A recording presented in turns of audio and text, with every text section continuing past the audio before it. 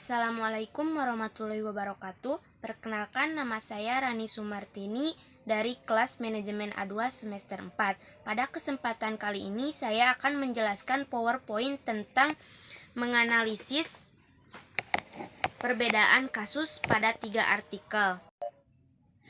Kasus 3 artikel tersebut diantaranya yang pertama, desain manajemen risiko berbasis ISO 31000 dalam rangka pengelolaan risiko operasional pada perusahaan pengrajin kayu. Yang kedua, desain enterprise risk management berbasis ISO 31000 bagi duta minimarket. Dan yang ketiga yaitu desain manajemen risiko berbasis ISO 31000 pada PDAM Tirta Melabo. Pengertian ISO 31000. ISO 31000 merupakan sebuah standar internasional yang dikeluarkan oleh International Organization for Standardization untuk mengelola risiko. Standar internasional ini dapat digunakan untuk berbagai kegiatan individu, kelompok maupun organisasi. Penggunaan standar ini bersifat umum, artinya dapat digunakan untuk berbagai sektor industri. Kasus artikel yang pertama yaitu CVX merupakan perusahaan yang bergerak dalam bidang pengrajin kayu di Indonesia. Perusahaan yang berlokasi di Desa Pengantigan, Kabupaten Banyuwangi ini berdiri sejak tahun 1991 hingga saat ini.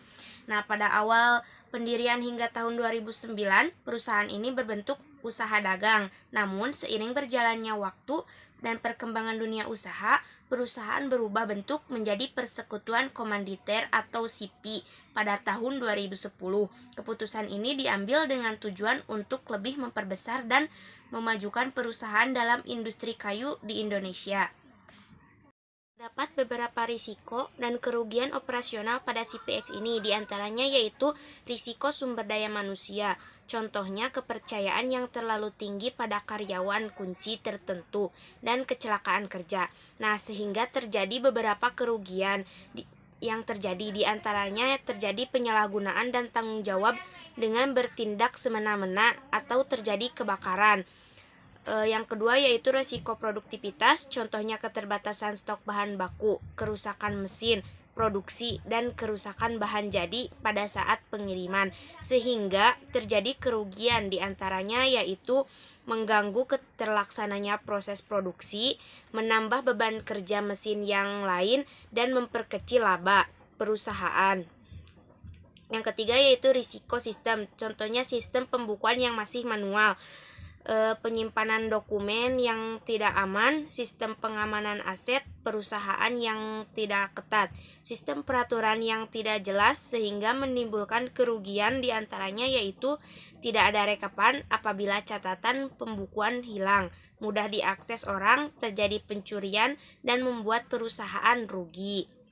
Risiko proses, contohnya yaitu pencemaran lingkungan sehingga menyebabkan kerugian terjadi pencemaran udara dari debu, serbuk gergaji yang berterbangan.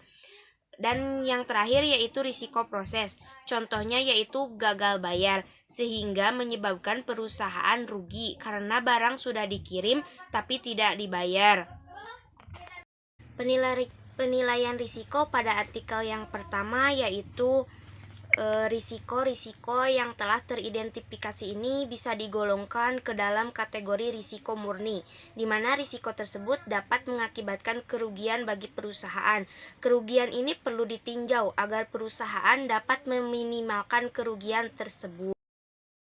Perlakuan risiko pada artikel ke-1 diantaranya yaitu perlakuan khusus dan perlakuan langsung. Perlakuan khusus dilakukan dengan cara penanganan risiko. Penanganan risiko yang dimaksud adalah mengelola risiko agar risiko tersebut tidak menimbulkan dampak yang terlalu besar dan merugikan bagi perusahaan. Penanganan yang dapat dilakukan perusahaan terhadap beberapa risiko ini diantaranya yaitu yang pertama risiko kecelakaan kerja. Penerima risiko ini dapat dilakukan dengan cara memastikan kondisi mesin dan peralatan yang akan digunakan dalam keadaan baik sebelum memulai kerja. Risiko yang kedua yaitu risiko keterbatasan stok bahan baku. Penanganan risiko ini dapat dilakukan dengan cara menentukan jadwal dalam melakukan pemesanan bahan baku yang dapat dijadikan sebagai pengaman Yang ketiga yaitu risiko kerusakan mesin produksi. Cara untuk menangani risiko ini yaitu dengan cara memeriksa mesin secara rutin untuk mengetahui kondisi mesin apakah dalam kondisi baik atau rusak. Yang keempat yaitu risiko kerusakan bahan jadi. Cara menangani risiko ini adalah dengan menutup belakang truk pengiriman dengan terpal agar papan kayu tidak menyerap udara terlalu banyak.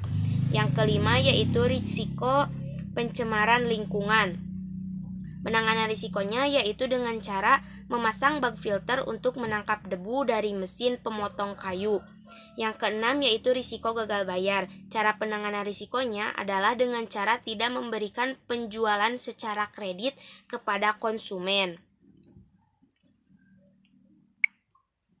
Adapun perlakuan khusus yang dilakukan untuk menangani risiko diantaranya yaitu risiko kepercayaan terlalu tinggi pada karyawan kunci tertentu.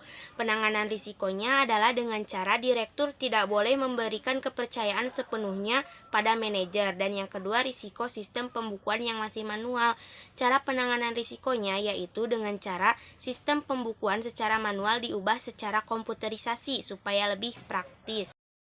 Kasus pada artikel 2 yaitu risiko-risiko yang ada pada duta minimarket terdiri dari risiko keuangan yang berhubungan dengan ketidakmampuan konsumen dalam memenuhi atau melunasi pembayaran hutangnya.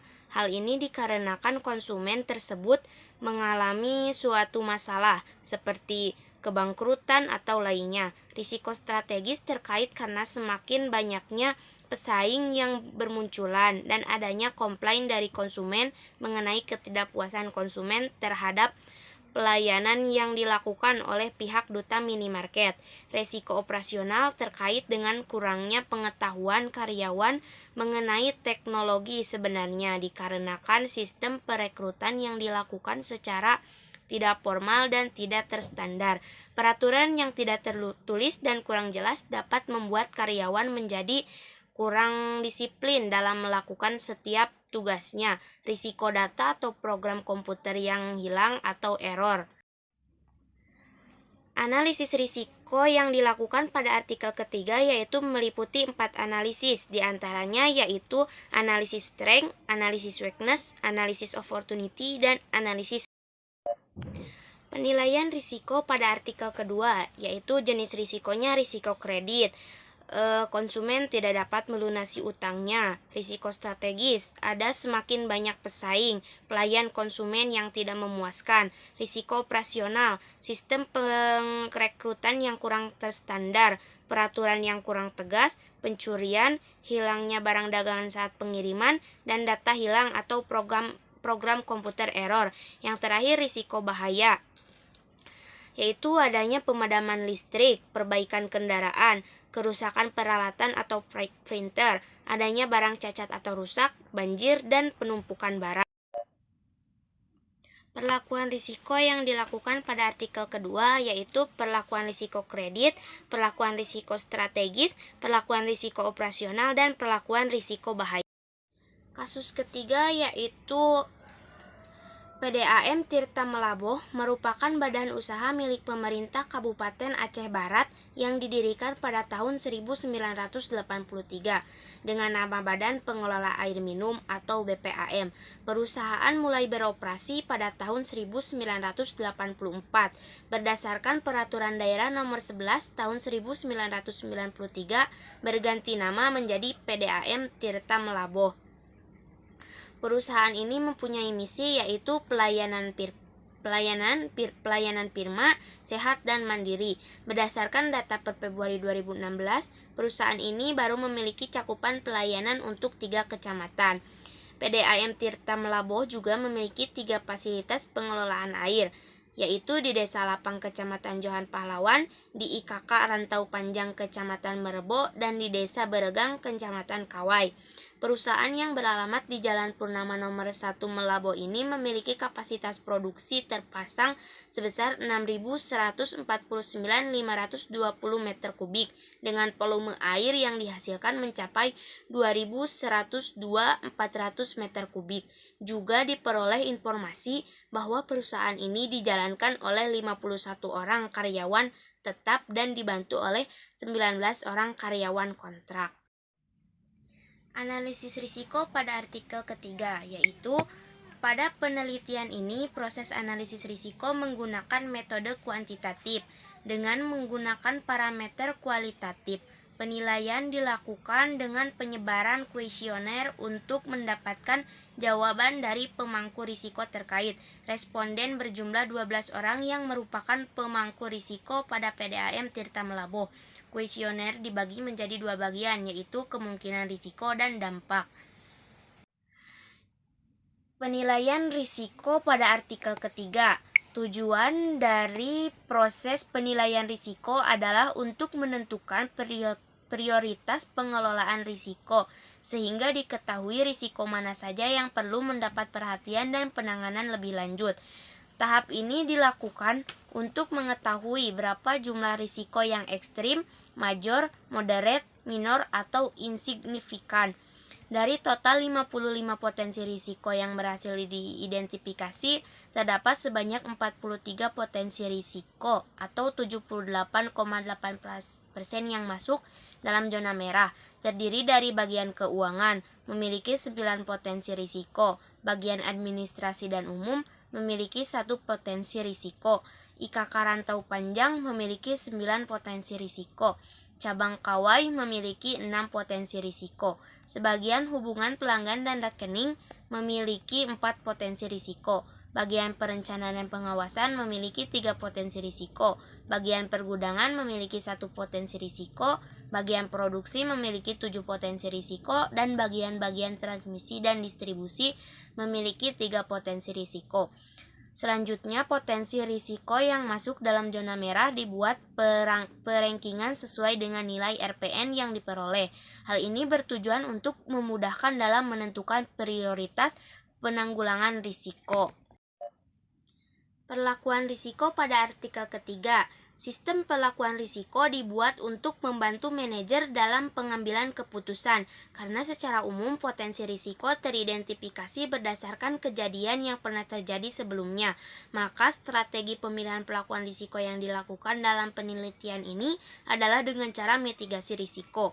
Strategi mitigasi risiko tersebut diantaranya adalah bagian keuangan, bagian administrasi dan umum, IKK Rantau Panjang, cabang Kawai, bagian hubungan pelanggan dan rekening, bagian perencana dan pengawasan, bagian pergudangan, bagian produksi, dan bagian transmisi dan distribusi. Adapun mitigasi risiko untuk bagian keuangan yaitu pembentukan tim penagihan lapangan atau pemutusan sambungan rumah. Bagian administrasi dan umum, mitigasi risikonya pinjam sementara tawas dari PDAM terdekat. IKK Rantau Panjang, mitigasi risikonya penyediaan genset cadangan untuk mengatasi pemadaman PLN sementara. Cabang Kawai, mitigasi risikonya pihak PDAM Tirta Melabo berusaha melakukan identifikasi gate valve yang ada di setiap persimpangan dalam komplek perumahan Bleng Berundang. Bagian hubungan pelanggan rekening, mitigasi risikonya yaitu perhitungan jumlah pemakaian air dilakukan dengan metode kubikasi. Bagian perencanaan dan pengawasan, mitigasi risikonya melakukan pemetaan kembali terkait dengan jaringan pipa sudah terpasang dengan cara melakukan penelusuran kepada pihak-pihak terkait. Bagian pergudangan, mitigasi risikonya renovasi bangunan gudang atau penambahan ketinggian lantai bangunan gudang. Bagian produksi, mitigasi risikonya pengadaan water meter, distribusi sistem digital, dan bagian transmisi dan distribusi, mitigasi risikonya memperbaiki pipa yang bocor dan membersihkan pipa pada bagian tersumbat dan membuat jaringan pipa instalasi rumah yang baru. Kesimpulan dari materi kali ini yaitu risiko adalah sesuatu yang pasti terjadi dalam kehidupan. Semua tahap kehidupan pastinya tidak lepas dari risiko. Manajemen risiko merupakan suatu alat untuk mengelola dan mengendalikan risiko. Manajemen risiko berbasis ISO 31000 memberikan prinsip dan panduan generik untuk penerapan risiko. ISO ini menyediakan prinsip dan panduan generik untuk penerapan manajemen risiko. ISO ini menyediakan prinsip kerangka kerja dan proses manajemen risiko yang dapat digunakan sebagai arsitektur manajemen risiko dalam usaha menjamin penerapan manajemen risiko yang efektif. Selain itu, ISO ini memiliki keunggulan dalam memberikan panduan yang lebih mendetail dan komprehensif.